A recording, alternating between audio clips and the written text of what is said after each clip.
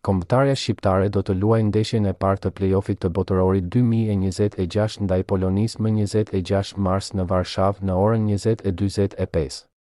Trajneri Silvinho ka bërë publike listën me 26 lojtarët e ftuar për këtë përballje si edhe për ndeshjen e mundshme ndaj Ukrainës ose Suedisë më 31 mars. Mes të grumbulluarve janë edhe Ernest Muçi dhe Anis Mehmeti.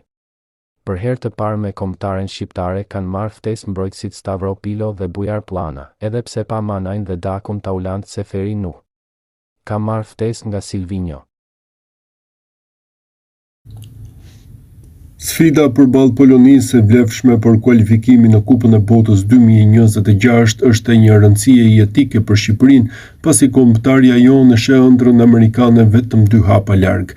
Në këtë duel vendimtar, kuqezimtë e Silvinhos do të luajnë me fanellat e zeza, ngjyra të cilat kanë ndjellur suksese historike për Shqipërinë në kualifikueset e viteve të fundit.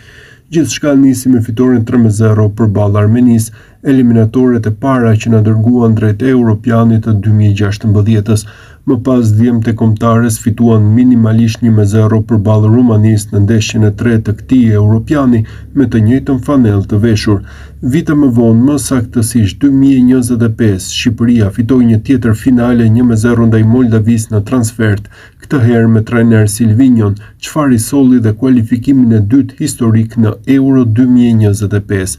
E fundit, por jo më pak e rëndësishme, mbetet fitoria 1-0 në Andorë, e cila i katapultoi në play-offin e Kupës së Botës, aty ku Shqipëria u shërtua me Poloninë për një vend në botërorin e 2026-s, që mbahet në Amerikë, Meksik dhe Kanada. E njëjta fanellë, e njëjta ngjyrë dhe arritje të rëndësishme për Shqipërinë në arenën ndërkombëtare.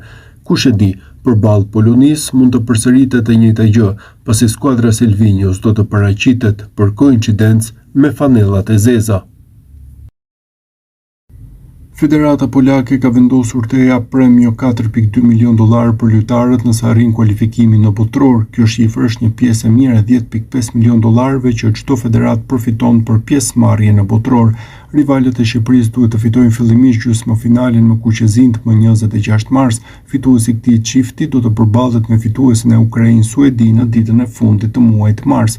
Premio konsiderueshme për Poloninë është zbuluar nga një gazetar polak, Mateusz Ligeza, dha informacionin gjatë ditës së sotme. Shqipëria do të luajë në mars një nga ndeshjet më të rëndësishme në histori, duke qenë se përballë do të ketë Poloninë në kuadër të play-offit të Kupës së Botës. Polonia është një kundërshtar të cilin Shqipëria e njeh mirë, duke qenë se ka luajtur në kualifikueset e Europianit të shkuar, duke u mundur fillimisht në Varshavë e më pas ka fituar në Tiranë duke bindur për të vulosur kualifikimin. Dy ndeshjet ndaj Polonisë kishin dy rezultate krejtësisht të ndryshme dhe mbi të gjitha dy qasje taktike dhe formacione që prodhuan histori të kundërta. Shqipëria u paraqit fillimisht me skemën 4-1-4-1, teksa ishte dhe debutimi Silvinhos dhe njëkohësisht ishte një nga ndeshjet që dha sinjalin se Shqipëria po krijonte një skuadër pretendente pavarësisht të rezultatit. Ndeshja e parë. Në ndeshjen e humbur, Shqipëria u rreshtua me Strakoshën në portë, në mbrojtje Hysaj, Kumbulla, Mihaj dhe Balliu, përpara tyre Ramadani si mesfushor i vetëm shkatrues, katërshja Uzuni, Aslani, Gjasula dhe Asani pas sulmuesit të vetëm Cikalleshi. Shqipëria tentoi të luante, tentoi të befasonte, por nuk arriti të gjente golin e barazimit apo edhe të avantazhit kur rezultati ishte 0-0, duke nisur edicionin kualifikues me një humbje, por me shumë shpresa. Pak muaj më vonë kuqezimtë u përballën sërish me skuadrën polake duke marrë një fitore historike. Ndeshja e dytë. Në ndeshjen e fituar Shqipëria ndryshoi fytyrë, Strakosha mbeti në portë, por para tij u vendos një katërshere e mbrojtëse me Mitajn, Gjimshitin, Ismailin dhe Hysajin. Në mesfushë u formua një dyshe solide me Ramadanin dhe Aslanin, ndërsa përpara tyre vepronte Bajrami si organizator, i mbështetur nga Uzuni dhe Asani në krah, me Cikalleshin në qendër të sulmit. Kalimi në 4-2-3-1 solli menjëherë më shumë siguri. Dy mesfushorë para mbrojtjes do të thoshte më pak hapësira për kundërshtarin dhe më shumë kontroll të zonës para portës.